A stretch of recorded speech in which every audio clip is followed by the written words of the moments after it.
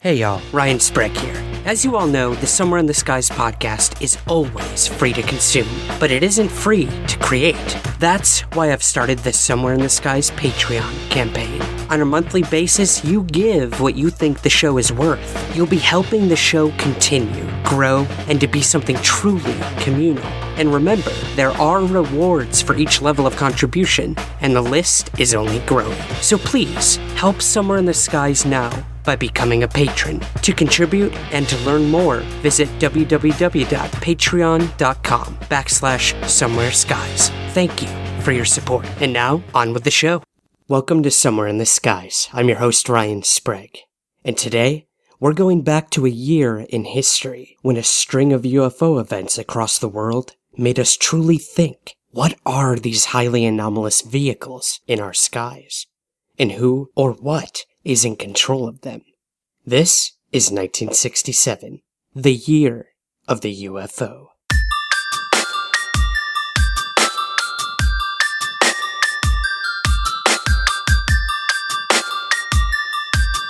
This is Somewhere in the Skies with Ryan Sprague.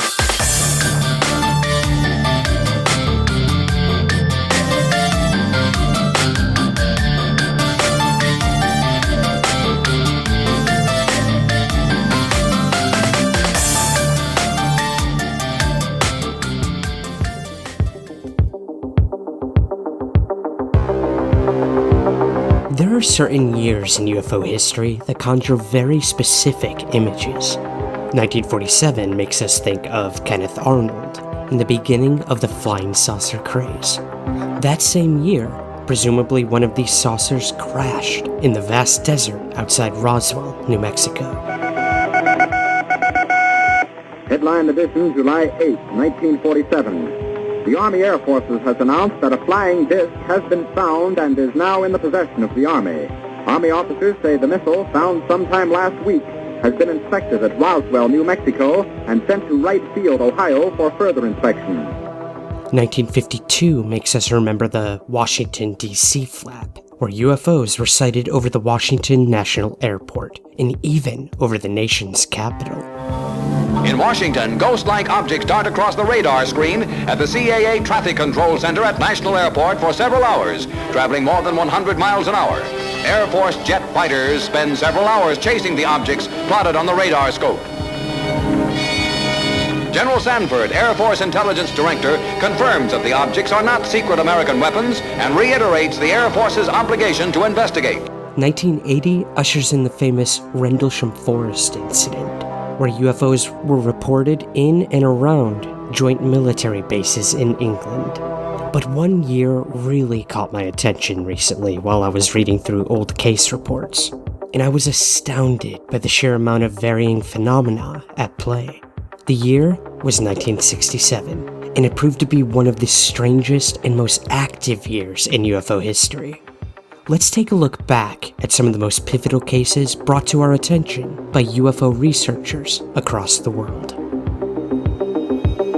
David Morris, 19, a factory worker in Kent, Ohio, was driving home to Monroe Falls from work early in the morning of March 28th. At about 2:30 a.m., while driving west along Little River Road, he topped a small hill and suddenly saw an orange glowing object ahead of him. It was in a field to his left on the south side of the road and was apparently hovering several feet above the ground. He described it later as cone-shaped, about 25 feet tall and 12 feet wide, with a smaller sphere on top.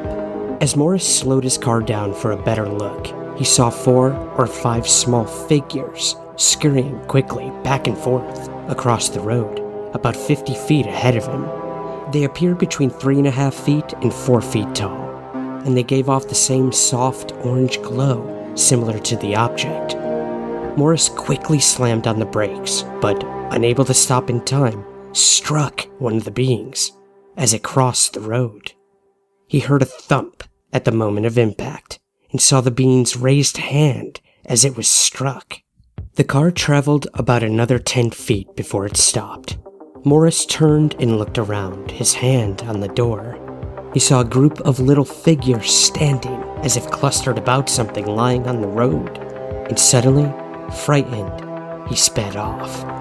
He did not report the incident to the police because he was convinced that whatever he struck had not been human. The next day, Morris found dents in his right front bumper that had not been there before. He mentioned the story to several of his co-workers, one of whom was acquainted with a reporter for a local newspaper. The reporter alerted NICAP, the National Investigations Committee on Aerial Phenomena.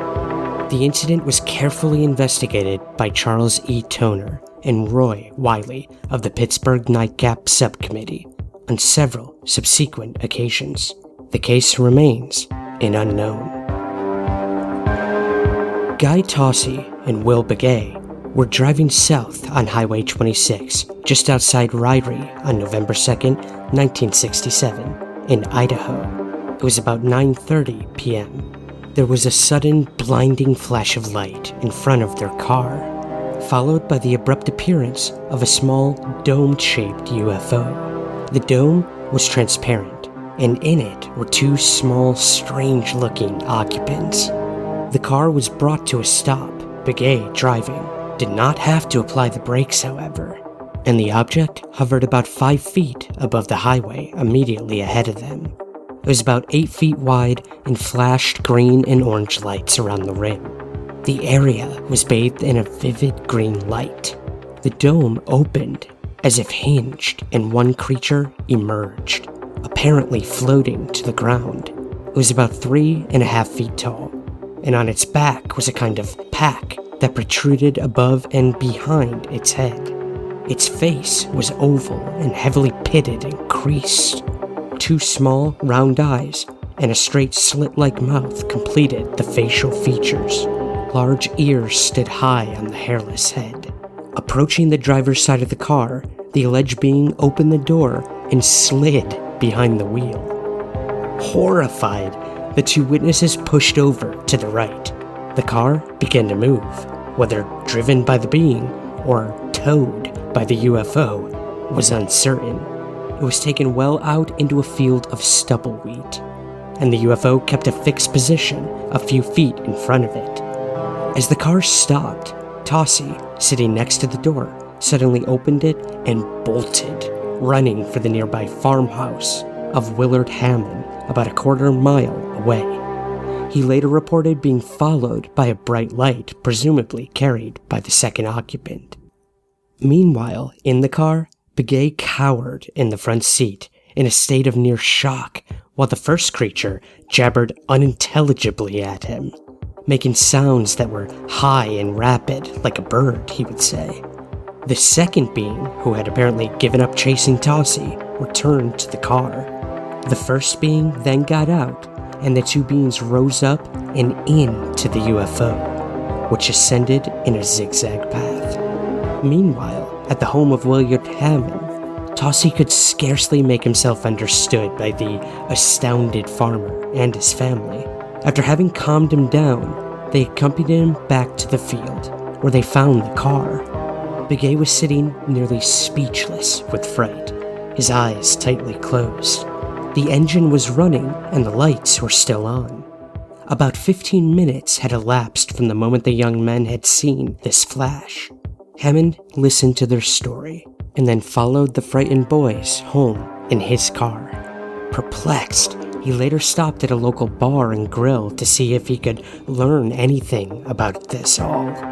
While there, a county deputy sheriff stopped in and Hammond told him the story.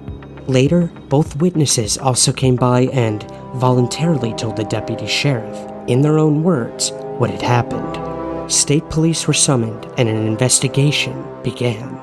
It was discovered that a number of local farmers had reported that their cattle had bolted during the evening for unknown reasons. Others claimed to have seen lights in the area. The report was investigated for NICAP by C.R. Ricks of Idaho Falls.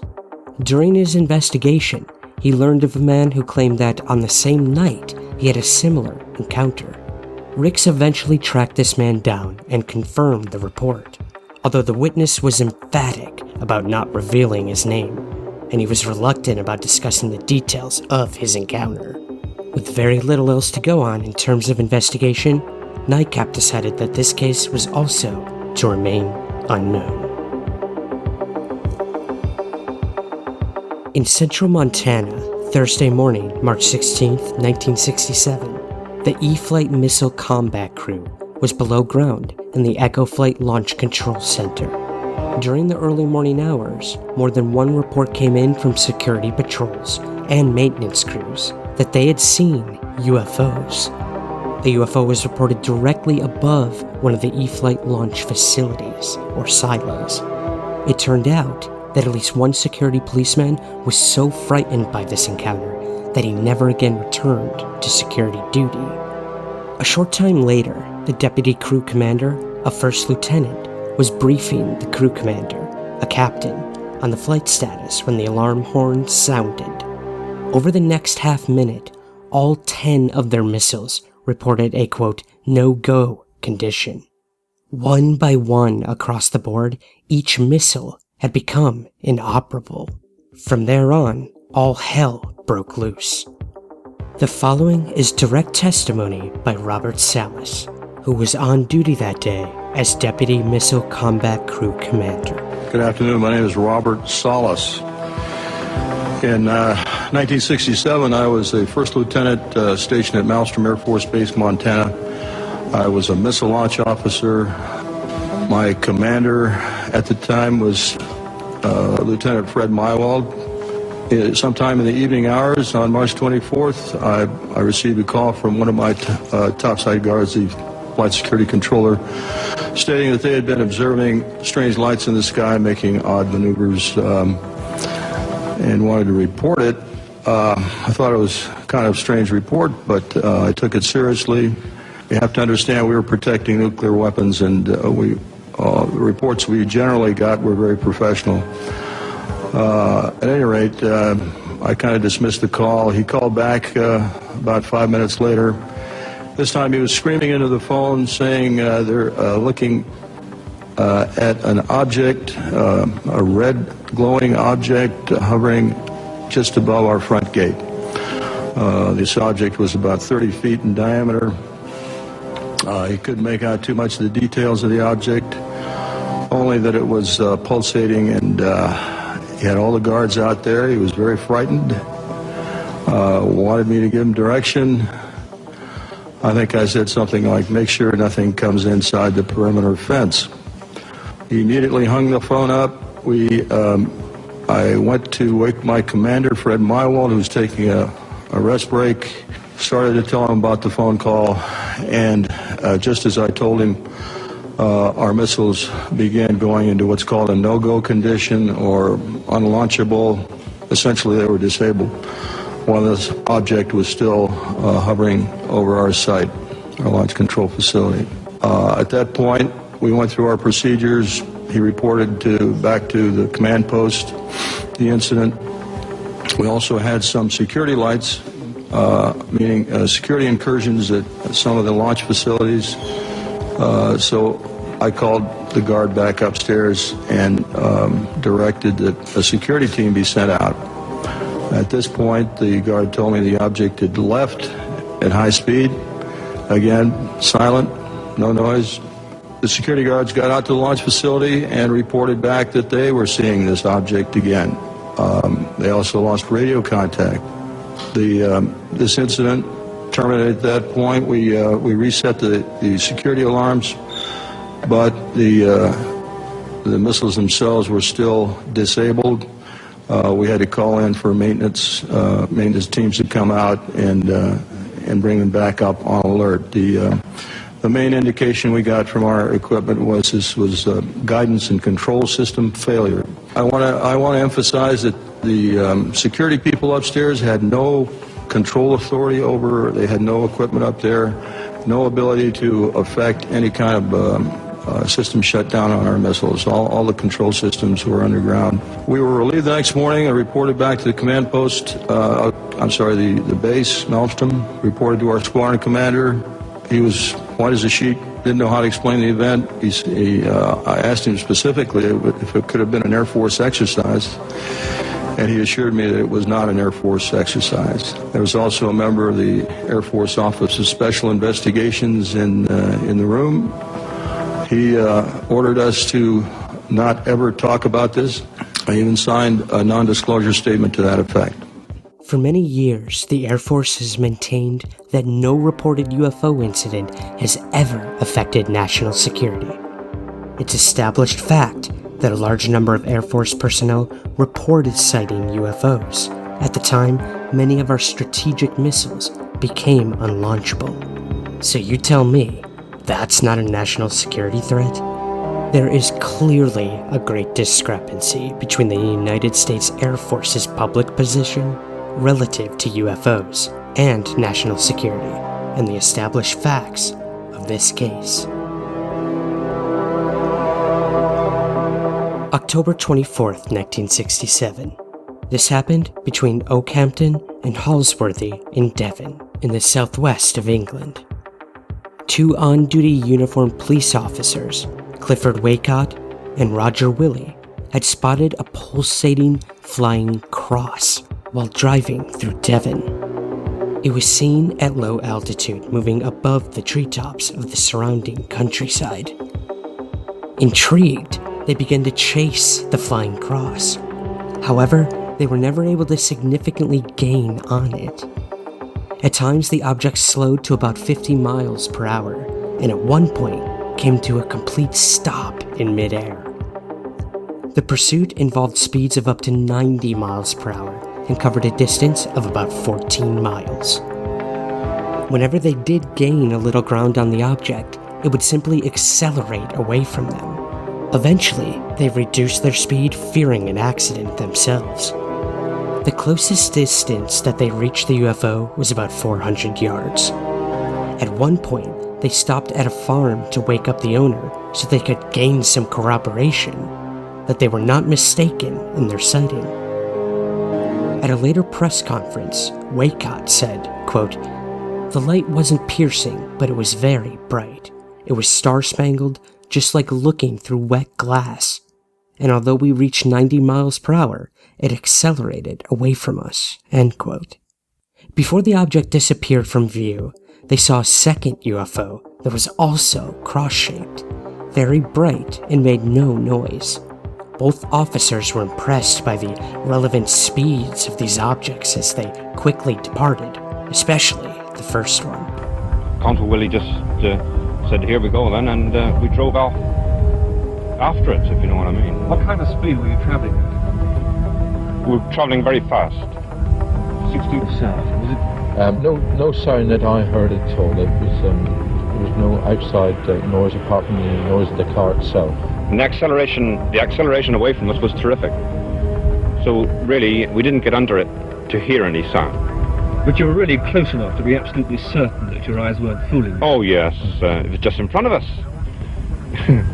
There was no question whatsoever that this was a figment of the imagination. It was definitely there. It was definitely either manned by some sort of being or remotely controlled. It was definitely being controlled to view our car. Inquiries at nearby RAF Chivener proved negative. Within 48 hours, numerous other witnesses began to report sightings of similar objects. A quote, "fiery cross" was witnessed above the skies of Glassop, Derbyshire, by 6 police officers. Whatever these flying crosses were, remains a mystery up until today. In this case, once again, remains an unknown. On the night of October 4th, 1967, shortly after 11 p.m., a UFO some 60 feet in diameter was seen to hover above the water near the tiny fishing village of Shag Harbor, Nova Scotia. The UFO, which displayed 4 bright lights that flashed in sequence, tilted to a 45-degree angle and descended rapidly towards the water's surface. Upon impact, there was a bright flash and an explosive roar. Concerned witnesses began calling the nearby Barrington Passage RCMP detachment. None of those witnesses mentioned anything about a UFO. Most believed that a large aircraft had ditched into the harbor, and that there may be survivors. Eventually, 3 RCMP officers arrived at the shore near the impact site. Corporal V. Werbicki and Constable Ron O'Brien, dispatched from the Barrington Passage Detachment, were approaching from east of the site. Constable Ron Pond, who was on highway patrol on Highway Number 3, was heading toward Shag Harbor from a position west of the impact site, and his position allowed him to view the UFO while it was still in flight.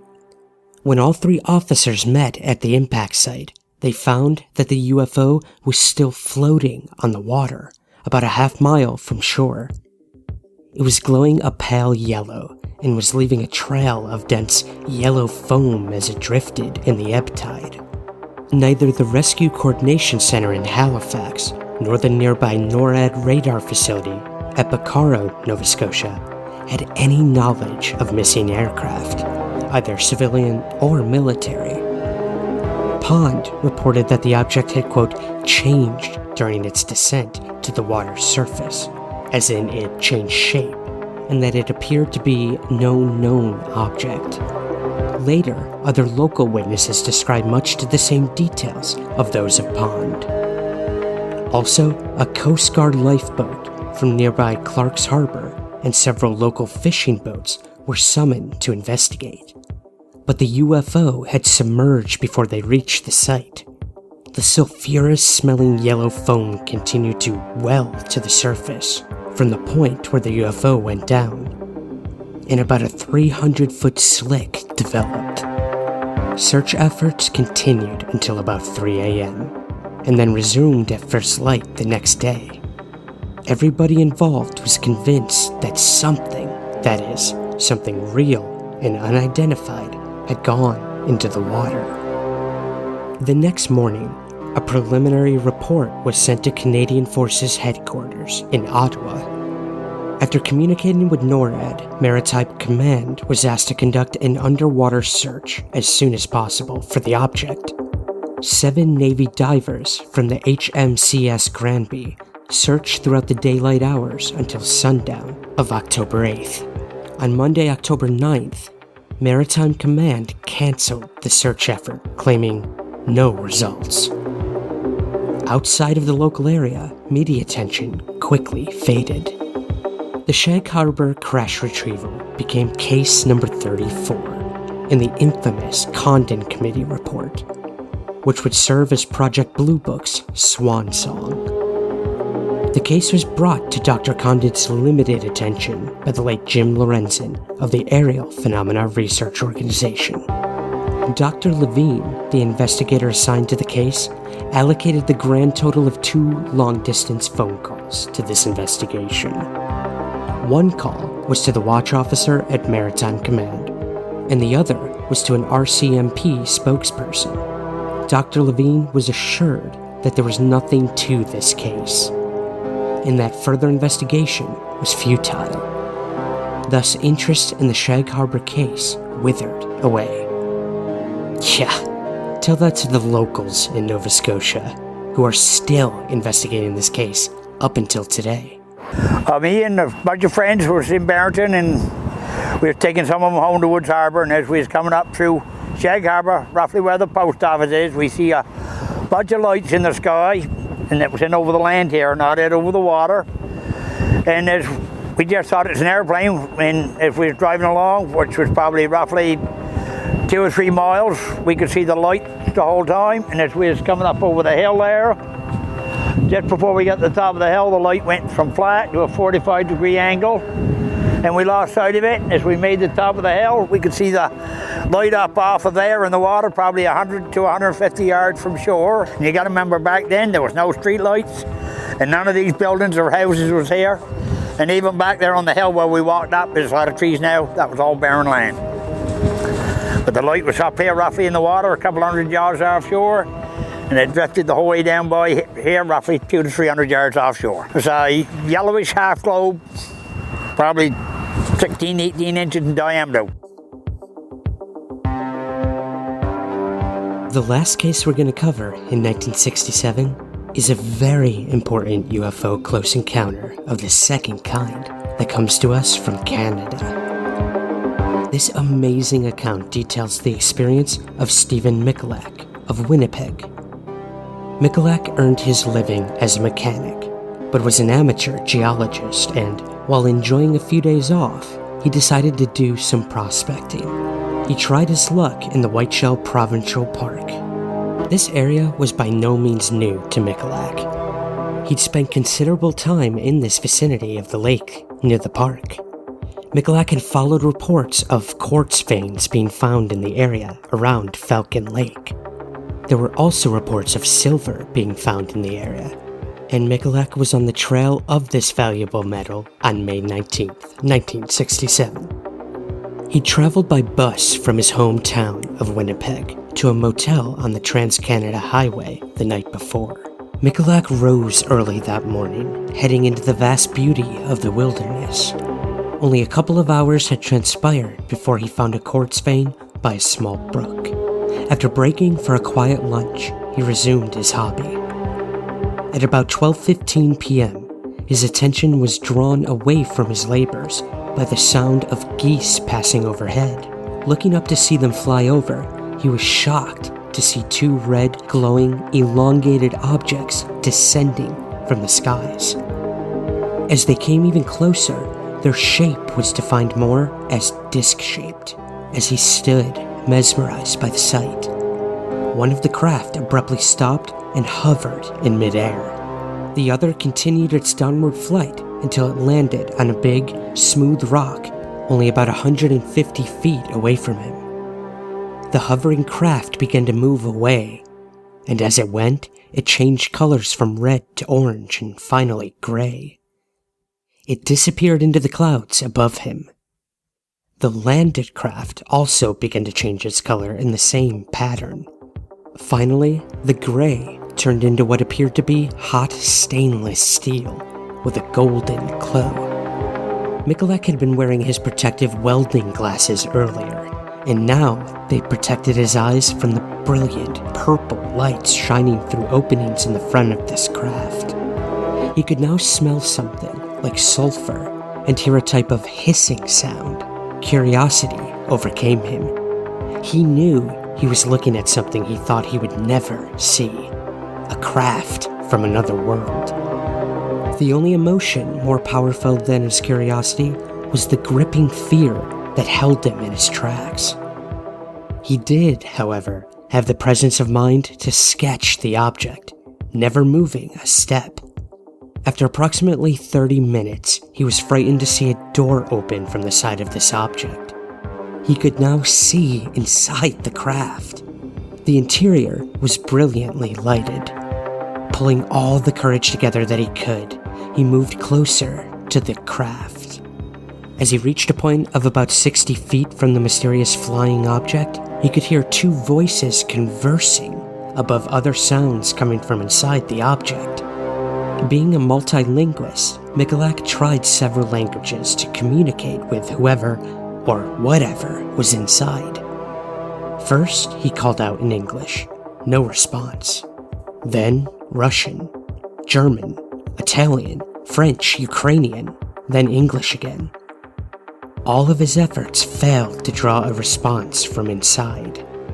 Can we also note here, that is a ridiculous amount of languages to know. This dude's awesome. Undaunted, Mikulak moved even closer. He reached the door and stuck his head inside. He saw a large panel of different colored lights and other light beams crossing in different directions. He later described the flashing lights as resembling lights on a computer. He saw no one in the craft and decided not to push his luck any further. He moved back away from the door, and suddenly 3 panels moved together, hiding the door completely. His attention was now on the exterior of the craft. He later described the surface as highly polished colored glass with no breaks or seams in the surface. Mikulak reached his hand to touch the polished surface, and his glove was melted. Suddenly, the object moved, and as it did, a vented opening was exposed like a type of exhaust port. He estimated its size at about 9 inches high by 6 inches wide. Heat was vented through the opening, setting Mikulak's shirt and undershirt on fire. He was now in great pain. He quickly tore off his top garments and turned to see the craft descending back into the skies. He felt a rush of air as it made its final departure. But he could still smell the craft after it disappeared. Knowing that he needed medical attention, he quickly tried to mark the spot, using rocks, pine cones, loose dirt, anything he could find to make a landmark. A severe headache now was complicated by a sick stomach. He broke into a cold sweat and began to vomit. On his way back to the motel, he had to stop several times to ease the stomach pain. After being refused help by a passing police officer, yes, I'll say that again, refused help by a police officer, he finally reached the motel. It was now 4 p.m. He entered the coffee shop and asked someone to recommend a doctor. The nearest doctor was in Kenora, 45 miles east of Falcon Lake. Because of the distance, he decided to return home instead of making the trip to Kenora. The next bus would not arrive for about 4 hours, so he rested in his room and phoned his wife. He told her only that he was in an accident, but that he was okay. He instructed her to have their son meet him at the bus terminal in Winnipeg. He arrived there at about 10:45 p.m. His son, Stan, took him to the hospital immediately. Mikulak was treated for his headache, nausea, and a grid-like burn pattern that appeared on his chest. Theorists came out of the woodwork, suggesting that his burns were from a barbecue pit. Mikulak made not a dime from this story. He paid all of his own medical expenses, including a trip to the Mayo Clinic in Minnesota for additional treatment. To defray these costs, he wrote a privately funded booklet on his experience. But again, no money was actually made. Ultimately, Mikulak was seen by more than a dozen doctors in the US and Canada. The site of the experience was investigated by the RCMP, RCAF, other government officials, and civilian groups. America's Condon Committee also joined the investigation. Nothing conclusive was ever offered to debunk the fantastic account by Mikulak. His story is unique in many ways and is accepted as genuine by many UFO groups and investigators. Many years later, Stan Mikulak, his son, would return to the site where his father had this incredible experience. In a brief interview with UFO investigator Chris Rutkowski, this is what Stan Mikulak had to say. Oh, I think what happened was exactly how Dad described it as it happened. And being here and looking around and seeing the lay of the land, every explanation, and I heard him explain it over and over and over. Every explanation when he talked about distances and trees and rocks and water and beaver dam, and it's all clear. It's all here. It's exactly how he described it. When you look at the drawing he made for the RCMP to come out here on their own, the little sort of map, it follows the contours perfectly and directions perfectly. So he was here. I know that. It's clear that some of the most popular UFO sightings occurred in the year 1967. The real question is, was this all just pure coincidence? If not, were there different intelligences behind each incident, or even different phenomena at play? Or was it just a slew of strange occurrences that we'll never truly know the answers to? No matter the case, 1967 will remain one of the most enigmatic, mysterious, and downright strangest years in UFO history, as we continue to experience these incredible sightings and encounters somewhere in the skies.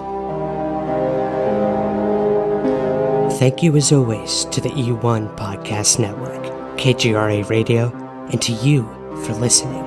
My special thanks goes out to Billy Booth, NICAP, and all the amazing contributors to the research done in this episode. We'll have links in the show notes for all of their work and proper accreditation. Please take a moment to rate and review Somewhere in the Skies on Apple Podcasts, your Android apps, or wherever you get the show. It helps find new listeners and gain visibility. We're on Twitter at Somewhere Skies and Instagram at Somewhere Skies Pod. All past episodes, articles, and contact info can be found at the official website, somewhereintheskies.com. I'll see you here next week, and remember, keep your feet on the ground, but never stop searching somewhere in the skies.